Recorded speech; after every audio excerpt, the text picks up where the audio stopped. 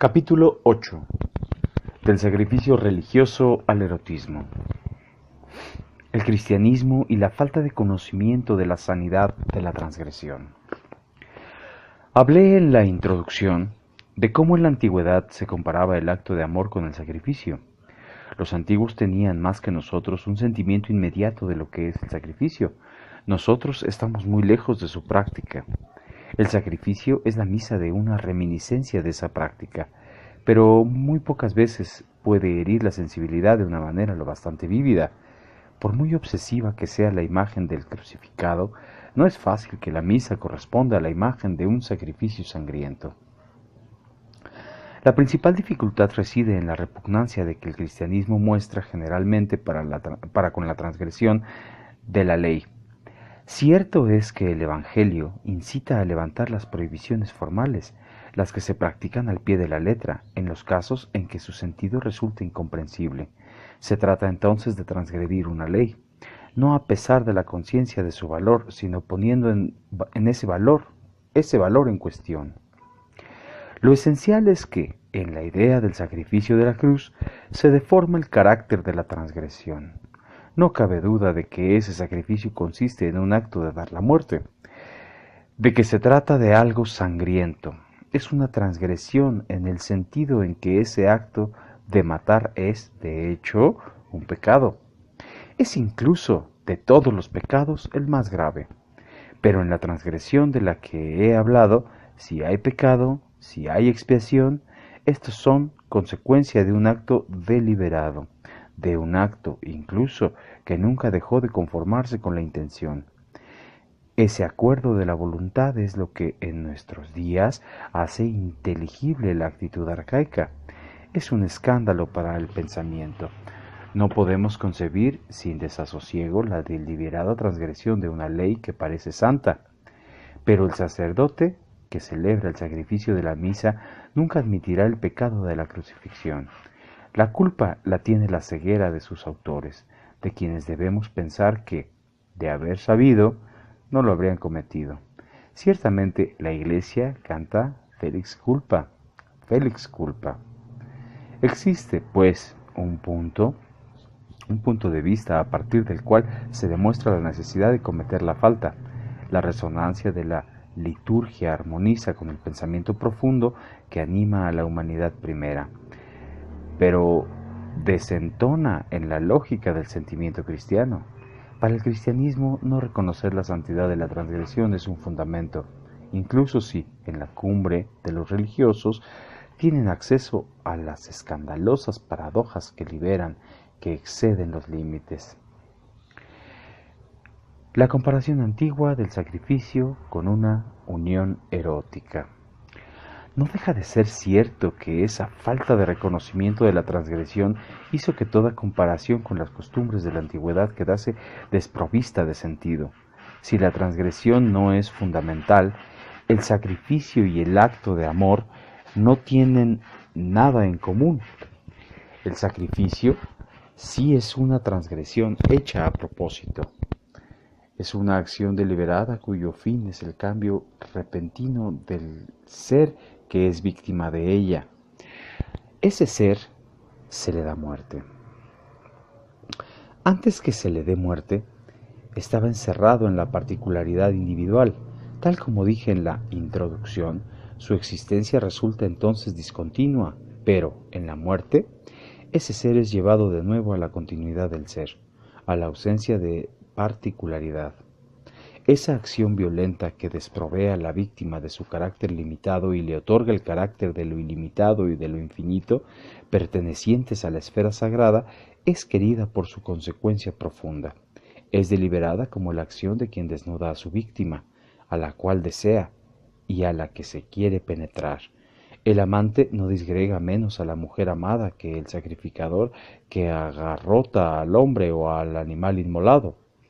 La mujer, en manos de quien la acomete, está desposeída de su ser, pierde con su pudor esa barrera sólida que, separándola del otro, la hacía impenetrable. Bruscamente se abre a la violencia del juego sexual desencadenado en los órganos de la reproducción, se abre a la violenta impersonal que la desborda desde fuera.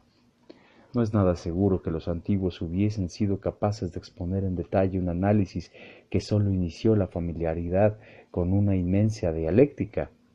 Se requerían la presencia inicial y la conjunción de numerosos temas.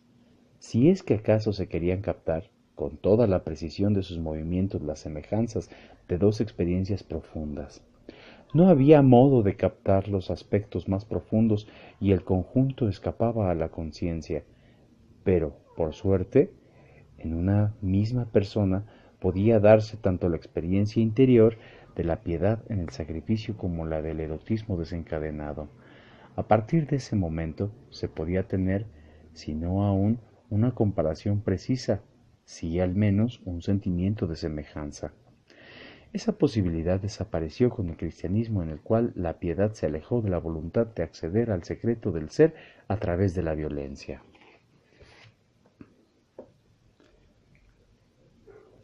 La carne en el sacrificio y en el amor.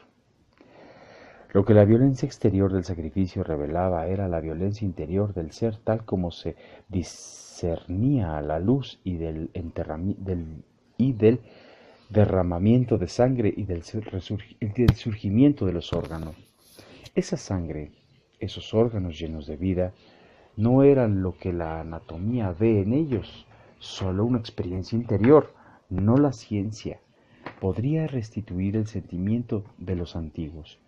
Podemos presumir que en aquel entonces aparecía la plétora de los órganos llenos de sangre, la plétora impersonal de la vida. Desaparecido el ser individual, discontinuo del animal, habría aparecido con la muerte de ese mismo animal la continuidad orgánica de la vida. Es lo que el ágape sagrado encadena gracias a la vida en comunión de quienes asisten a él. En esa deglución vinculada a un surgimiento de vida carnal y al silencio de la muerte subsistía un relente de bestialidad. Ya no comemos carnes que no estén preparadas, inanimadas, abstraídas del pulular orgánico en el que aparecieron. El sacrificio vinculaba el hecho de comer con la verdad de la vida revelada en la muerte. Suele ser propio del acto del sacrificio el otorgar vida y muerte, dar a la muerte el rebrote de la vida y a la vida la pesadez, el vértigo y la abertura de la muerte. Es la vida mezclada con la muerte, pero en el sacrificio, en el mismo momento, la muerte es signo de vida, abertura de lo ilimitado. Actualmente el sacrificio no pertenece al campo de nuestra experiencia, así que debemos sustituir la práctica por una imaginación. Pero aunque ya no comprendamos ni el sacrificio mismo ni su significación religiosa, no podemos ignorar la reacción vinculada a los elementos del espectáculo que ofrecía. Se trata de la náusea. Deberemos representarnos en el sacrificio una superación de la náusea, pero sin la transfiguración sagrada, sus aspectos tomados separadamente pueden, en el límite, provocar náuseas. Es bastante común que la matanza y el despiece del ganado sean repugnantes hoy en día y nada debe recordársenos en los platos que se sirvan en la mesa. Por ello es posible que la experiencia contemporánea que invierte las conductas de la piedad del sacrificio. Esta inversión tiene pleno sentido si consideramos ahora la semejanza del acto de amor y del sacrificio. Lo que el acto de amor y el sacrificio revelan es la carne. El sacrificio sustituye la vida ordenada del animal por la convulsión ciega a los órganos. Lo mismo sucede con la convulsión erótica. Libera unos órganos pletóricos cuyos juegos se realizan a ciegas, más allá de la voluntad reflexiva de los amantes. A esa voluntad reflexiva la suceden los movimientos animales de esos órganos hinchados de sangre. Una violencia que la razón deja de controlar anima esos órganos, los hace tender al estallido y súbitamente estalla la alegría de los corazones al dejarse llevar por el rebasamiento de esa tormenta. El movimiento de la carne excede un límite en ausencia de la voluntad.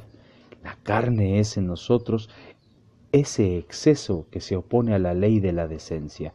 La carne es el enemigo nato de aquellos a quienes atormenta la prohibición del cristianismo. Pero sí, como creo, existe una prohibición vaga y global que se opone bajo las formas que dependen del tiempo y del lugar y a la libertad sexual. Entonces, la carne es la expresión de un retorno de esa libertad amenazante. La carne, la decencia y la libertad sexual prohibida. Al referirme en primer lugar a esa prohibición global, me sustraje al no poder o no querer definirla. A decir verdad, no es definible de un modo tal que luego resulte fácil hablar de ella. La decencia es aleatoria y varía sin cesar, varía incluso individualmente. Tanto es así que en ese punto hablé de prohibiciones que pueden conceptuarse, como la del incesto o la de la sangre menstrual, y dejé para más tarde volver sobre una maldición más general de la sexualidad. Más adelante hablaré de ella e incluso me referiré a las transgresiones de esa vaga prohibición aún antes de buscar cómo definirla. Pero antes quisiera volver más arriba. Si hay prohibición, a mi modo de ver, lo que es de alguna violencia elemental, esa violencia no se da en la carne que designa el juego de los órganos reproductores.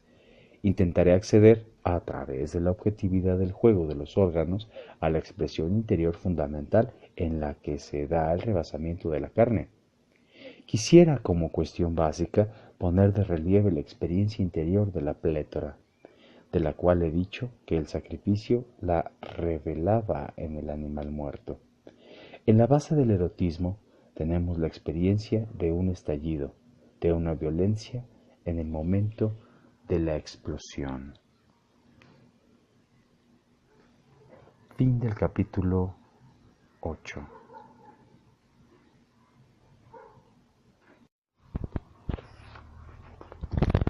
Capítulo 8. Del sacrificio religioso al erotismo. El cristianismo y la falta de conocimiento de la sanidad de la transgresión. Hablé en la introducción de cómo en la antigüedad se comparaba el acto de amor con el sacrificio. Los antiguos tenían más que nosotros un sentimiento inmediato de lo que es el sacrificio. Nosotros estamos muy lejos de su práctica.